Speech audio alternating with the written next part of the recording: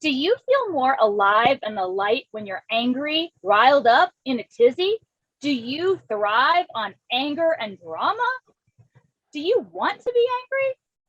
Epictetus teaches us that it's our choosing to be angry, plain and simple.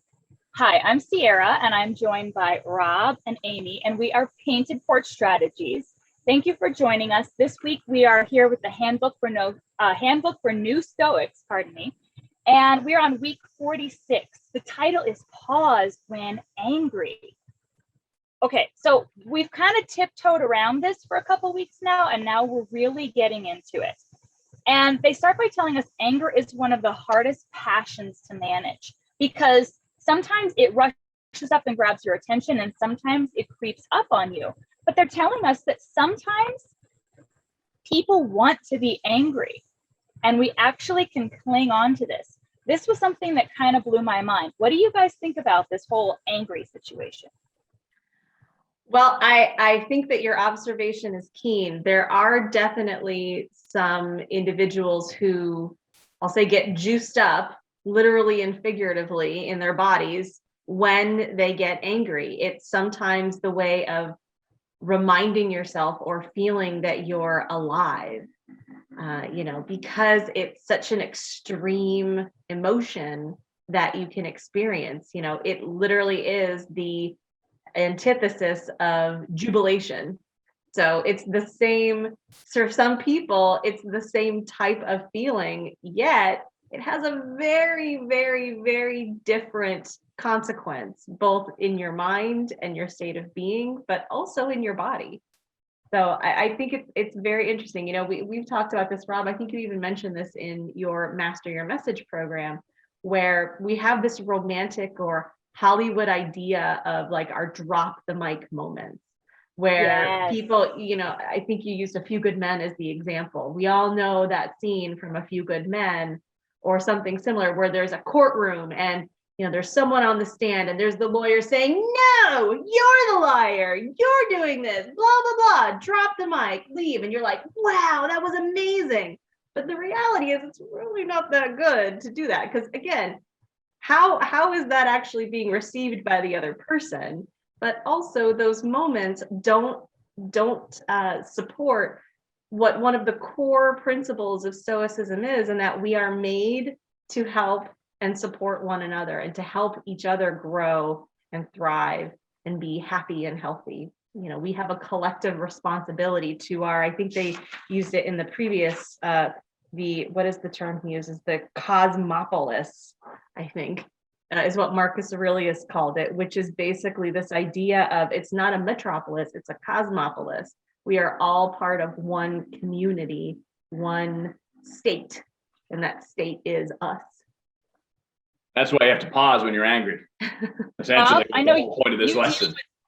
Mm-hmm. I know, Rob, I know you talk to people on the radio that are very impassioned about things, and that makes great radio, but you got to live with that feeling of all of that extra passion, right? Mm-hmm. And there are consequences to that, and there's physiological consequences. There's long-term consequences with too much, maybe cortisol run through your body. If you want to get super specific, that can lead to disease. So anger is not a good, healthy emotion for a human being. It's just not. And I love what Epictetus says here. Remember that foul words or blows in themselves are no outrage, but your judgment that they are so. So he basically puts it on you. And we're not taught this when we're kids, that you are in control of your emotions. You are in control of what you say or don't say when you're angry, or what you do with that anger. That's why the pause is the key, which is what he's saying, because it's just a thing. If I call Amy a jerk right now, it's just a thing. It's just me sending a vibration that her ear, Sierra's ear in this case, and your ear is picking up. You get to determine whether or not you agree with that comment, don't care about the comment, or going to get fired up about the comment, because it's just a word. It's just a literal, my vocal cords send a vibration that hits your eardrum. That's all it is. And if you break it down like we did last week in the scientific way that Marcus Aurelius teaches us, that's what you come up with. And then you go, oh, okay, that's just that person saying that. That Rob is a really interesting guy. He just called his wife a jerk. Yeah, those are just words coming out of his mouth. It's interesting. I know there's a famous quote that we've all seen. I think it was Eleanor Roosevelt, where she said, "No one can make you feel inferior without your consent." It's the same principle here. No one can make you angry without your consent. Whenever you say, "So and so made me angry," no, you made yourself angry based on how you interpreted what they said, or how you chose to take in and let it, break the barrier of your mind and your body, how you chose to let that come in and how you chose to interpret the situation. So this week they're asking us, this is Epictetus's approach. So it says, it's classic cognitive behavioral therapy. First, analyze the issue at the cognitive level. Know that it is your own thought that has angered you, right? So it's your own reaction, your own perception to it. Second, they're asking us to think of any number of techniques to alter your behavior, such as taking a deep breath, counting backwards from 100, saying the alphabet, taking a walk, going to the bathroom, whatever works to put some distance or a pause, as Rob teaches us, between the thing that triggered you and your reaction. So they're asking us to employ a pause of some kind that works for us so that we can decide logically what we're going to do next. So, they also ask us to recognize the first signs of anger. So for me, I recognize when I first feel angry, I feel a tightening in my shoulders and my neck, and my breath tends to catch. Did you guys notice any first signs of anger? Rob? I do recognize it in my jaw. Like it's like a clenching of the jaw. And it's like right here. So I also talk about master your message. Yeah, well, and to add to that, in Master Your Message, one of the keys, the reason why you explore this idea of breaking it down into these different parts is because our language and our communication so often is driven by our emotions. And there are times, we're all guilty of it, show of hands, all of us. There are times when those emotions get in front of or ahead of us. And then we say things that we regret. We do things that we regret. And so being able to introduce that pause, just a moment, and be able to break it down and assess it and recognize what is in fact going on here is going to help make you a much more effective communicator, because you're communicating from a place of, I'll say, calm or at least clarity, versus clouded by an emotion of any kind, whether it's impassioned or anger or whatever. So for me, where I felt it, I said, I don't get angry very often, but I do experience a lot of disappointment and frustration, which is a flavor. It's just a little, it's like a pinch of anger. It's just like a little salt bay. Yeah. So, so it's just a hint of it. But when I do feel angry, I usually feel it in my cheeks. My cheeks get warm is usually where I feel it. And if I feel disappointment or frustration, it's usually in my chest or my stomach. Although interestingly, it differs based on whether it's angry at someone else, anger towards someone else, or anger or disappointment in myself. If it's someone else, it's in the cheeks. If it's myself, it's in my chest and my stomach. Interesting. So Amy, I'm going to throw to you for the next step. What implementation things did you use or say you wanted to use in the future for that pause? Well, thankfully, there's this great program called Radical Mindfulness that a certain someone on this on this call created, that had such amazing tools that you can tap into to help you reset or get into a better state, both physically and mentally. So there are a lot of tools. In fact, what I did is I recently created, I don't know if you can see this, it might be backwards for you, Sierra, but I created something called Suffering Squashers. And I put it on my computer. It's right next to my computer. So anytime I feel a moment of anxiety, frustration, disappointment, or anger, any perceived suffering, I have a whole list of things that I have at my ready. Number one, I gave myself a time limit. I said, you get 90 seconds to do this.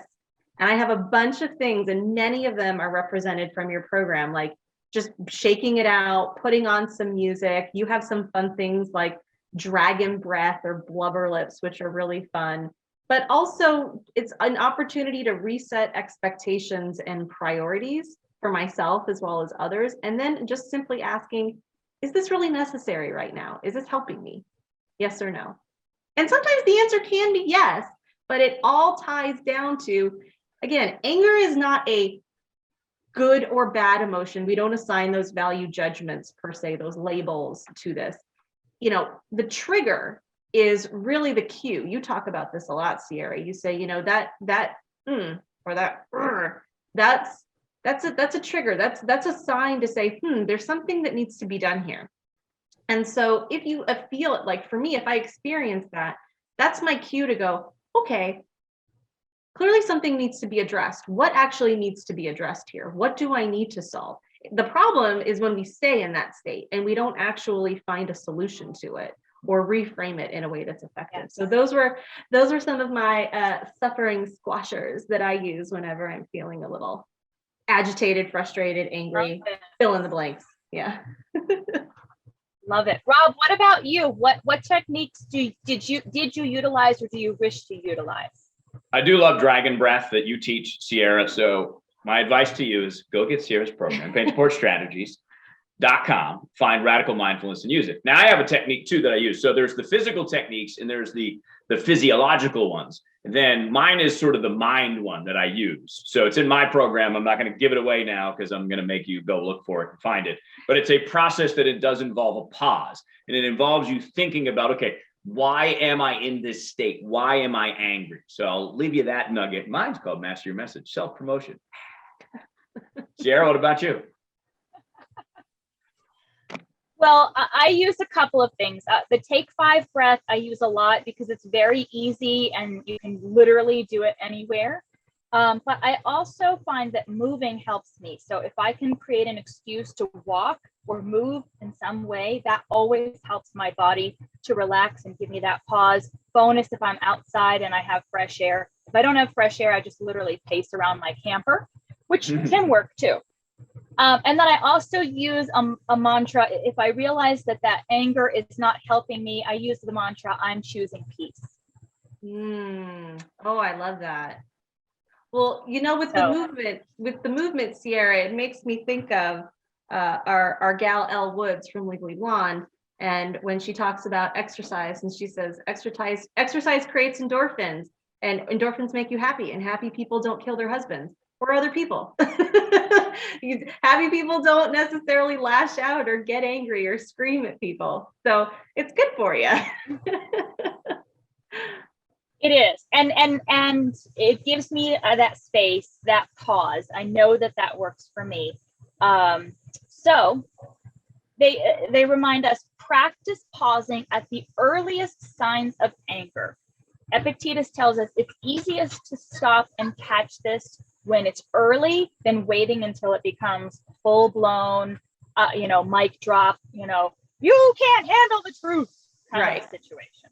Exactly. So do it when it first starts, when you first get that, and then you can choose how to react. And again, like I said at the beginning, I know some people really love the drama, but if you're choosing your own well-being, you might need a moment in order to really see how that is. Any closing thoughts? We're just about out of time, Rob, Amy. I do have 1.5, and that is the whole intention of being able to catch it as early as possible and being able to sense it, right? You even talk about this a lot, Rob, in your program about the cues. And it's not just what you're thinking, but where you're feeling it in your body. And sometimes you experience it, you feel it before you recognize it, before it registers in your mind or in your emotions. Sometimes you can feel the reaction. So trying to get very clear on that is really helpful because it'll help you spot it earlier. I also wanted to share one really interesting stat when I was reading this, and I did a little research on it that has to do with anger in your body. And that is that if you have 1 minute of anger, it actually suppresses your immune system for 4 to 6 hours. So if you think about that and do the math, if you're angry, say, for example, if you go to bed angry, and that's on average, we'll say 8 hours, 7 to 8 hours, people, and then you wake up, you have literally suppressed your immune system for 3 to 4 months. That's a big deal, especially nowadays when health is so important. We think about our physical health. We're taking steps to protect our immunity. We're wearing masks, we're taking supplements, whatever we're doing, we're getting vaccines.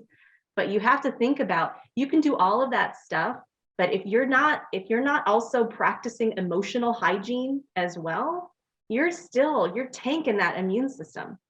Conversely, though, if you have 1 minute of laughter, which Sierra, you introduced us to laughter yoga in your program, it can increase your immune system for 24 hours.